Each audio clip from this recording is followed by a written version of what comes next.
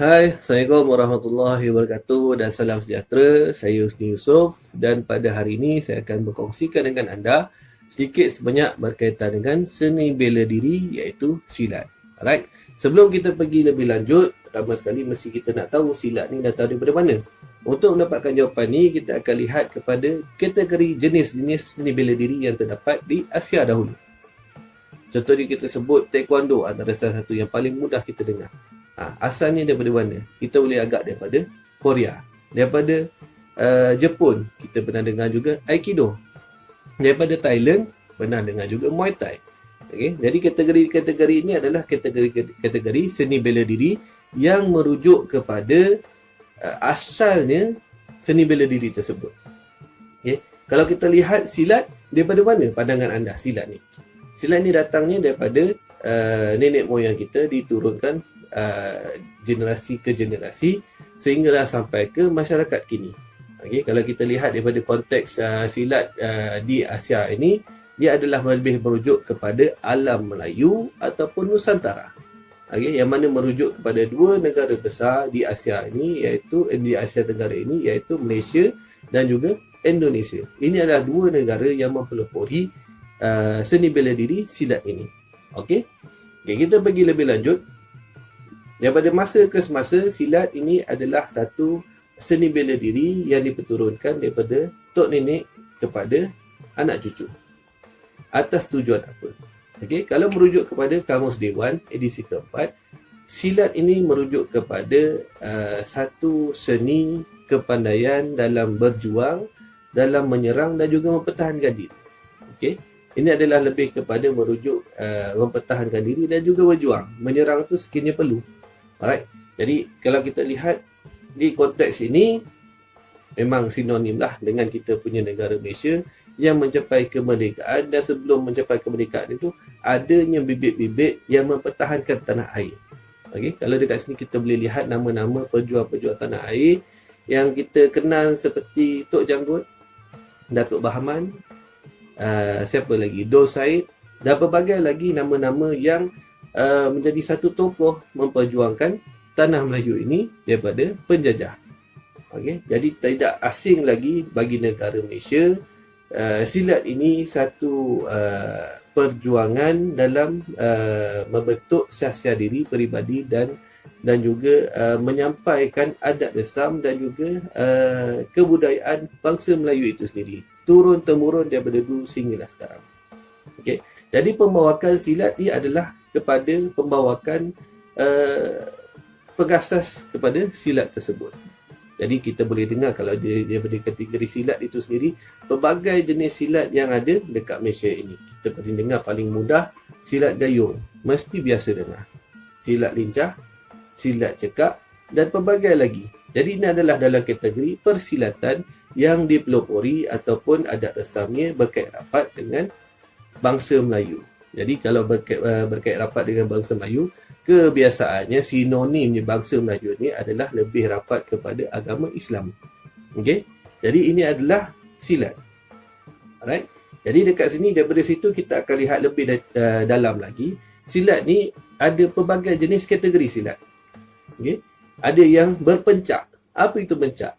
Pencak ni adalah satu permainan ataupun satu beradu tenaga, beradu kepandaian dalam mempertahankan diri. Ada juga kategori silat olahraga. Apa itu silat olahraga? Silat olahraga yang silat yang dipertandingkan, yang mana dijaga oleh satu pertubuhan, satu badan, iaitu namanya persaka. Persekutuan silat kebangsaan. Okay? Yang mana yang sekarang ni menjadi satu trend anak-anak muda sekarang, dan juga jadi satu topik hangat yang mana pertandingan silat tu diperbaharui syarat-syarat ni. Jadi pertandingan tu akan jadi lebih menarik, lagi semangat kita tengok. Itu anda boleh kaji, anda boleh lihat daripada mana sudut pandangan olahraga tu yang menjadi lagi seronok untuk kita lihat pertandingan silat olahraga tersebut. Okay. Ada juga silat tari kita tengok dekat Malaysia ini. Okay. Mana kita boleh lihat silat tari? Kalau kita lihat silat tari adalah silat yang mempersembahkan ataupun langkah sembah. Langkah sembah biasanya kalau kita pergi ke majlis orang kahwin, majlis keramaian ataupun majlis besaran, adanya satu majlis tersebut, yang mana sebelum mulanya majlis tersebut adanya langkah sembah ataupun silat tari yang dipersembahkan, okey, atas satu sebab untuk menaikkan lagi semangat atau menaikkan lagi aura majlis tersebut sebagai satu majlis yang berprestij. Okey, jadi adanya persembahan silat tari tersebut. Okey, ada juga kategori yang satu lagi, iaitu kategori seni bela diri. Seni bela diri ini adalah untuk mempertahankan diri. Fungsinya adalah untuk mempertahankan diri sekiranya diceroboh ataupun diuji ataupun bila memerlukan dalam keadaan yang terdesak.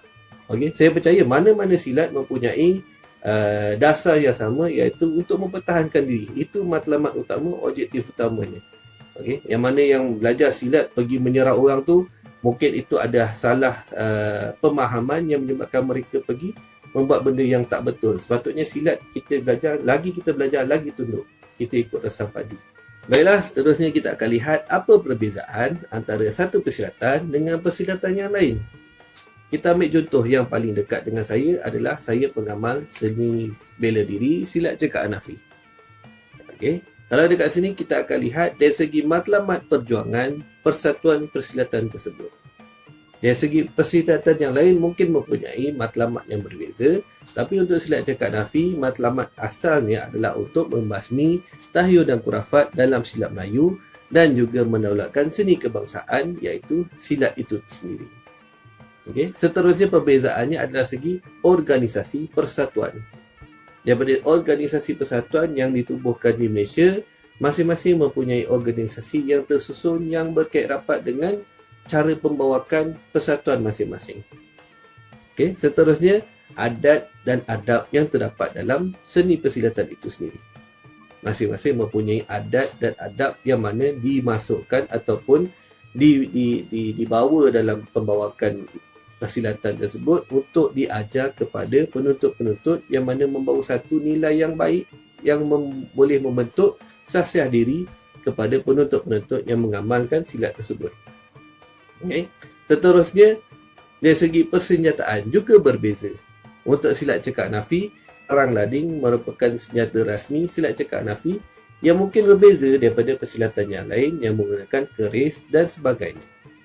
Okay. Dan yang terakhir yang membuatkan perbezaan antara silat cekak Hanafi dengan yang lain ataupun satu persilatan dengan persilatan lain-lain adalah silat cekak Hanafi, perguruannya adalah berbeza daripada perguruan yang lain.